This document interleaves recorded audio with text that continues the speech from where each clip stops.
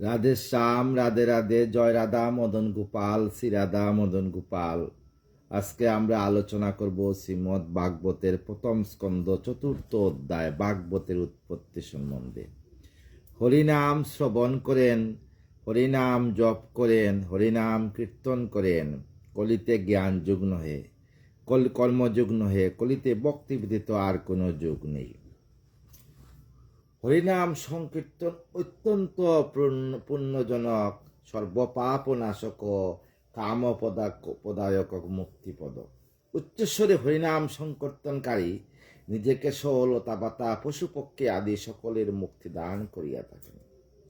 তপ্ত কাঞ্চন গৌরাঙ্গিনী রাধে বৃন্দাবনেশ্বরী বিশ্ববানুসুতাঙ্গী পরমামি হরি প্রিয়ে।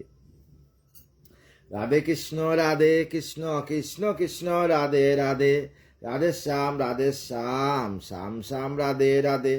রাধে কৃষ্ণ কৃষ্ণ কৃষ্ণ রাধে রাধে, রাধে শ্যাম শ্যাম শ্যাম রাধে রাধে। জয় রাধা জয় কৃষ্ণ জয় বৃন্দাবন, শ্রী গোবিন্দ গোপীনাথ মদন মোহন। শ্যামকুণ্ড রাধাকুণ্ড গিরি গোবর্ধন, কালিন্দী যমুনা জয় জয় মহাবন।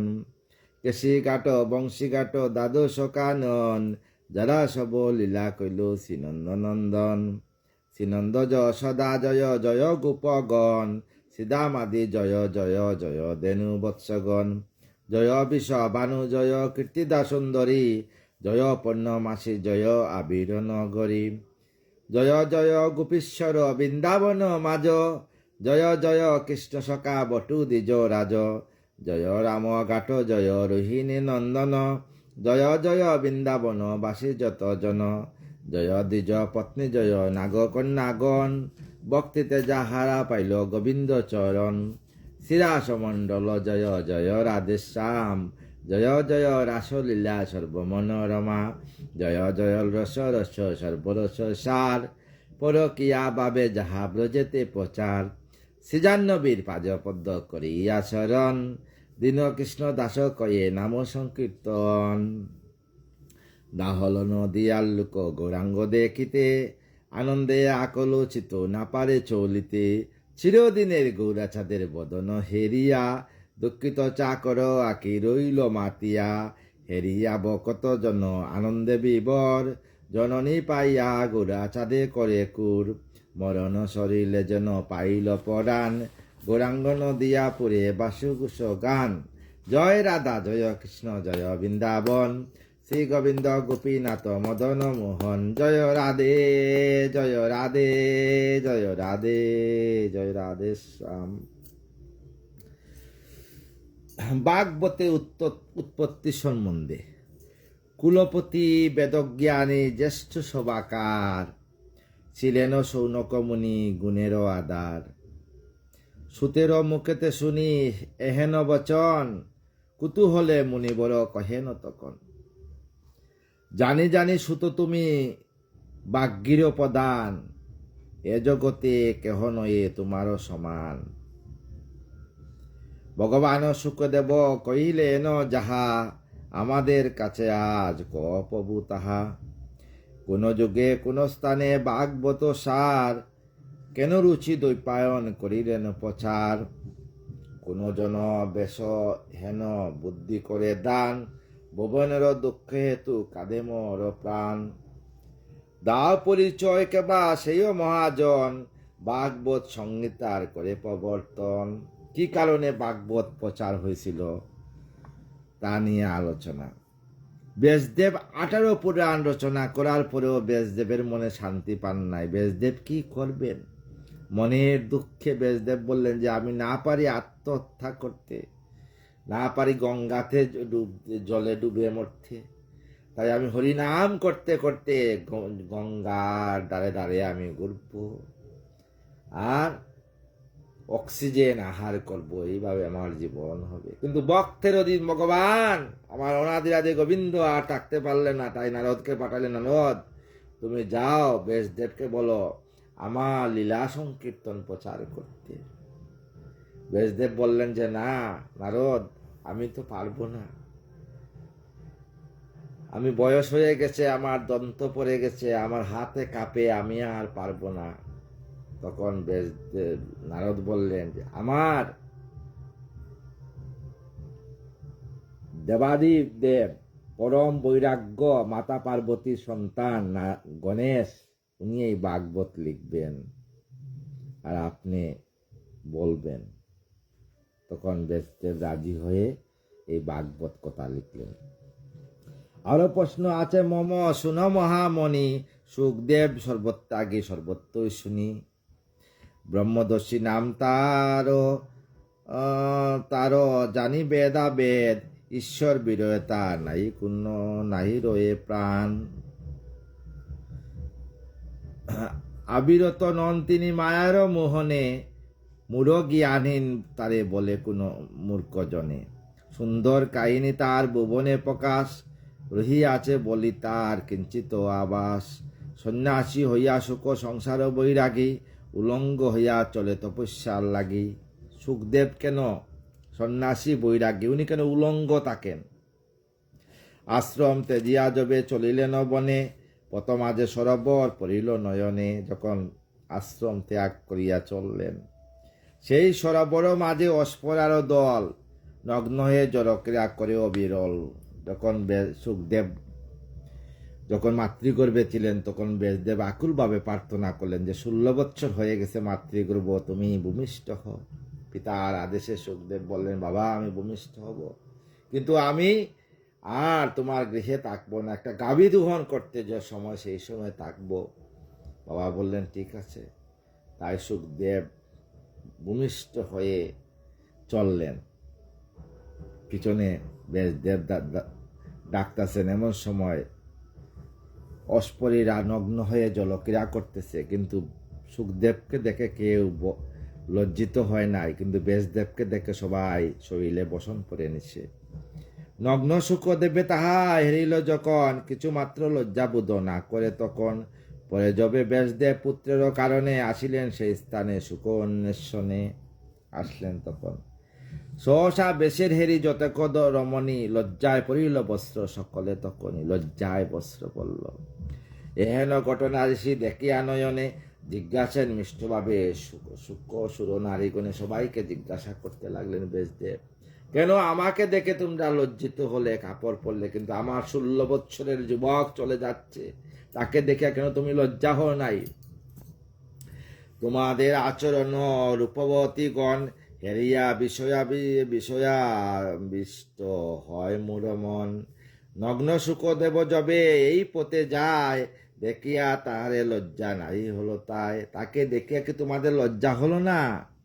বিদ্য আমি দেহ মূঢ় বসনে আবৃত, আমারে দেখিয়া কেন হইয়া লজ্জিত? আমি বিদ্য, আমার দেহে বসন আছে, আমাকে দেখিয়া তোমরা লজ্জিত কেন? শুনিয়া রমণী সবে বেসর ভারতী, কয়ে আসি মৃদুস্বরে শুনো মহামতি। অস্পরীরা বলছে, আপনি আশ্রমী হন, সুখ তাহা নয়, সে কারণে সুখ দেখি লজ্জা নাই হয়। আপনি তো আশ্রমী গৃহবাসী, সুখতে সর্বত্র ত্যাগ করে দিচ্ছে। ভাগবত শুনে তার দেহ ভাগবত হয়ে গেছে, তার লজ্জা গিনা বই কিছু নেই, বৈরাগ্য হয়ে গেছে, তাই তাকে দেখে আমরা লজ্জা পাই না। আশ্রমীর নারী নরে আছে বেদজ্ঞান, আশ্রমী লোকচক্ষে সকলই সমান। পিতাপেক্ষা জ্ঞানী সুখ অবকতি ঈশ্বরে, উন্মত্ত জরের ন্যায় সদাবাস করে। উন্মুক্ত জরের ন্যায় এহেন মৈষী সুখ বল কি কারণ? কুরুদেশে হস্তিনাতে উপস্থিত হন। সেই সুখদেব হস্তিনাতে উপস্থিত হন। নায়িক কখনো যার নগরে গমন, কেমনে আছিল তারে যত জনগণ। কেমনে বা সেই ঋষি পরীক্ষিত পাশ, আপনার মনোভাব করিলে প্রকাশ। কেমনে পরীক্ষিতের কাছে সেই মনোভাব প্রকাশ করলেন সুখদেব, সেই কথা জানতে চাই। কি প্রসঙ্গ তা বল হইল উপস্থিত, ভাগবত কথা যায় হলে প্রচারিত। কিভাবে ভাগবত কথা প্রচারিত হইল সেই কথা জানতে চাই। শুনিয়াছি লোকমুখে শুন মহাজন, সুখের যদ্যপি কপু হয় আগনন। গৃহস্থের গিয়ে যিনি রণ যতক্ষণ হয় এক গাভীর দুহন। একটা গাভীর দুহন যতক্ষণ পিতৃ গিয়েছিলেন সুখদেব। ভাগবত কথা শুনি জলদি সমান, কেমনে কইলা তা সেই মতিমান। দৈন্য সেই পরীক্ষিত অভিমন্যু সুত, সেই পরীক্ষিত দৈন্য যে ভাগবত কথা শুনে দেহকে প্রসাদ বানিয়েছেন। কহ তার জন্মকথা অতীপ অদ্ভুত, পাণ্ডুবংশ অবতংশ সেই নরপতি, রাজ্যতে যে গঙ্গাটতে কেন বা বসতি। সেই পাণ্ডুবংশের সেই নরপতি কেন রাজ্যতে জিয়া গেলেন। ভোগতে যে অনশনে রাজা কি কারণ, ছাড়িয়া সংসার মায়া তেজেন জীবন। শাসনেরও গুণে শত্রু রয়ে অবনত, সদাচারে হয় সবে সন্তুষ্ট সতত। অতুল সাম্রাজ্য যার তরুণ যৌবন, তেজিলেন অবহেলে বলো কি কারণ। পরীক্ষিত অতুল সাম্রাজ্য ভারত ভোজে রাজা, উনি কেন রাজ্য ত্যাগ করে চলে গেলেন। না শুনিয়ে হেন বাণী কখনো ভুবনে, কোন রাজা প্রাণ তেজে ছাড়ি রাজ্য দনে। কোন রাজা কি প্রাণ তেজে রাজ্য দন জন রেখে কেন তিনি পরীক্ষিত চলে গেলেন।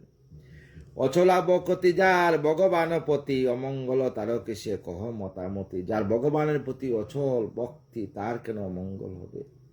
ভগবান সদা যেন যাহার যে তার জীবন, সে জন সততর এ মঙ্গল কারণ। নাই হেতা হেন পতাকবু তেজিয়া জীবন, পরের মঙ্গল তরে করেন সাধন।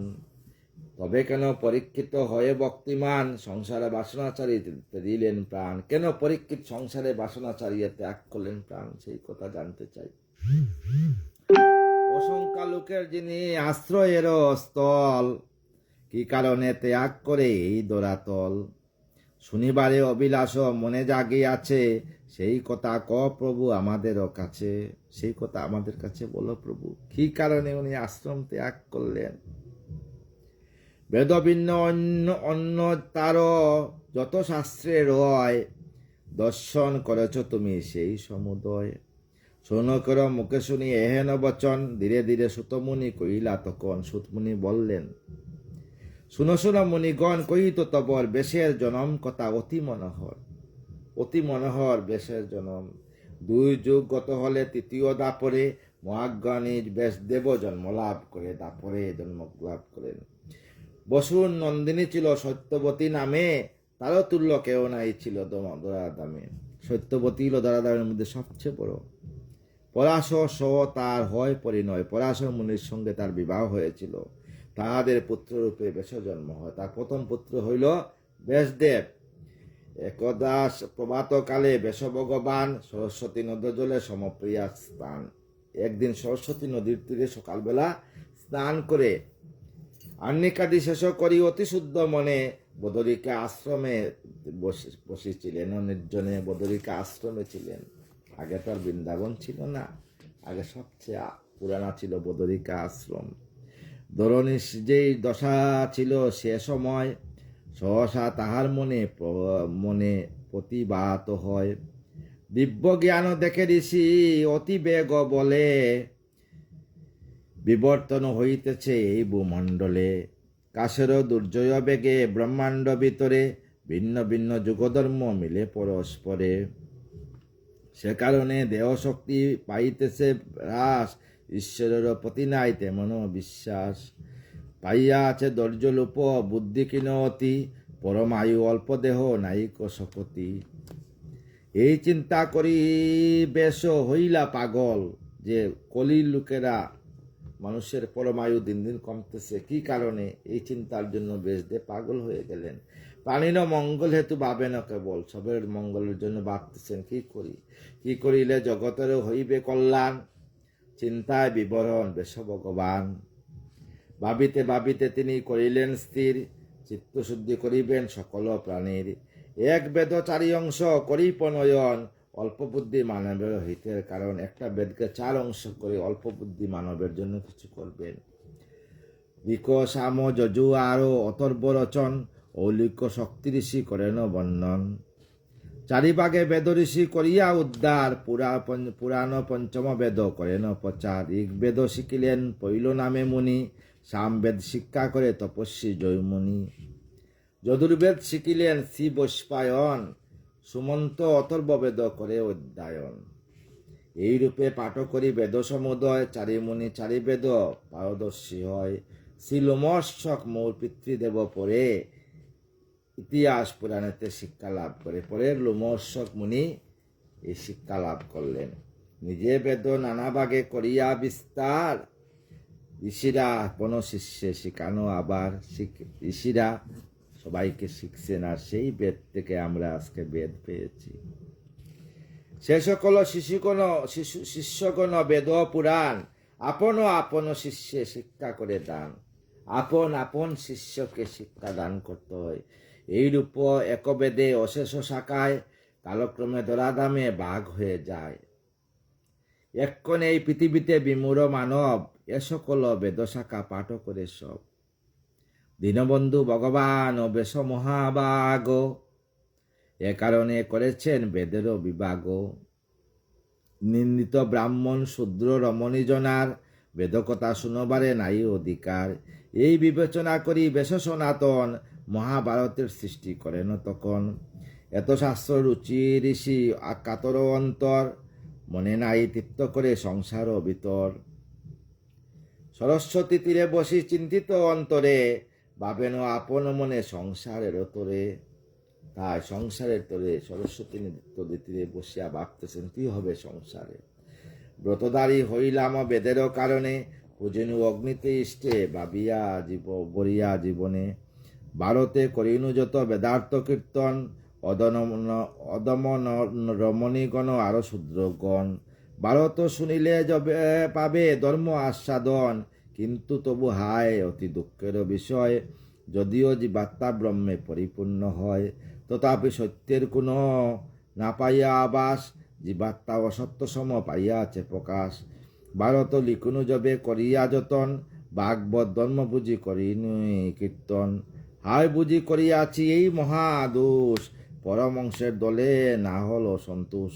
এ কারণে মনে বুঝি তৃপ্তি নাই পাই, দিবারাত্র মনে মোর শান্তি কিছু নাই।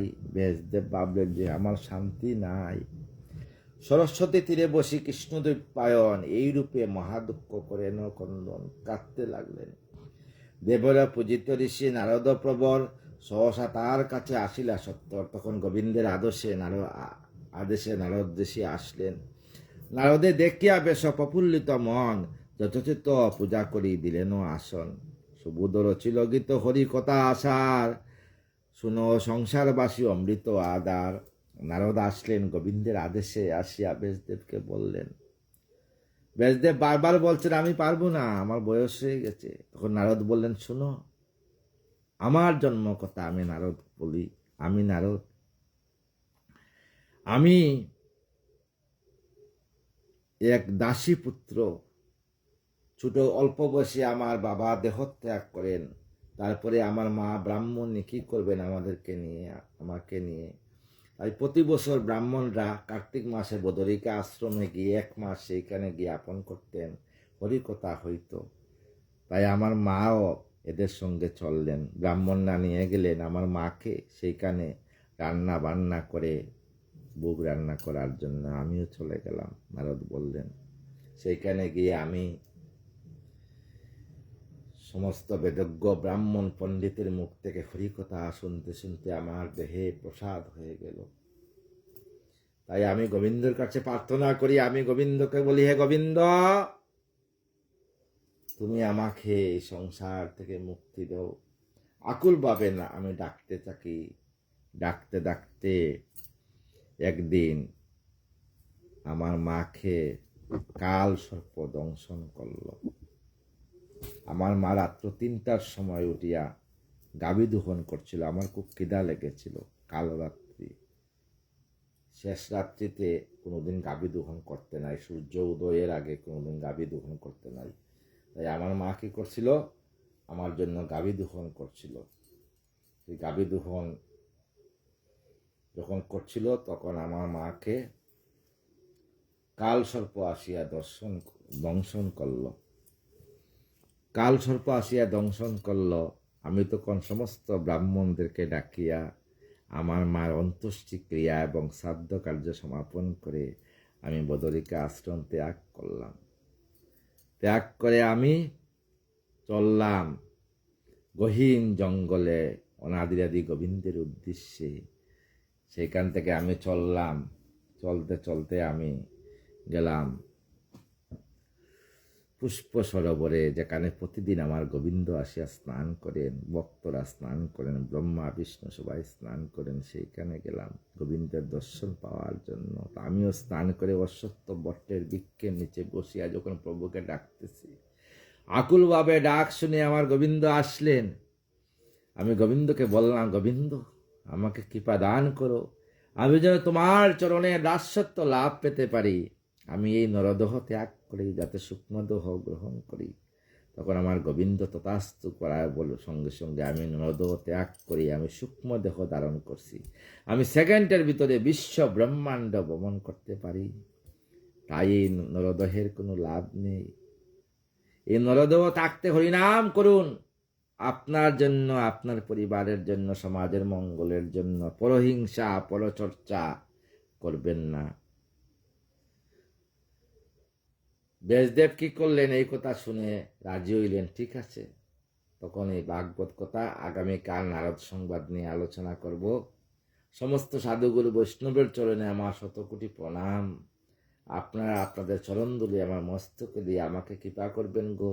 শেষের দিনও যাতে নববৃন্দাবনে রাধা রাধা নাম করে রাধারানীর যুগল চরণে এই দেহকে আমি সজ্ঞানে রাখতে পারি। রাধে কৃষ্ণ কৃষ্ণ কৃষ্ণ রাধে রাধে, রাধে শ্যাম শ্যাম রাধে রাধে। রাধে কৃষ্ণ কৃষ্ণ কৃষ্ণ রাধে রাধে, রাধে শ্যাম শ্যাম রাধে রাধে। রাধে কৃষ্ণ কৃষ্ণ কৃষ্ণ রাধে রাধে, রাধে শ্যাম শ্যাম রাধে রাধে।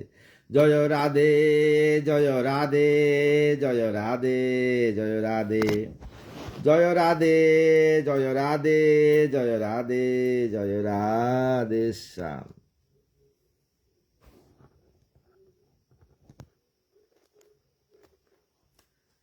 তাই নারদ কি করলেন, নারদের কথা মতো ব্যাসদেব ভাগবত শুরু করলেন।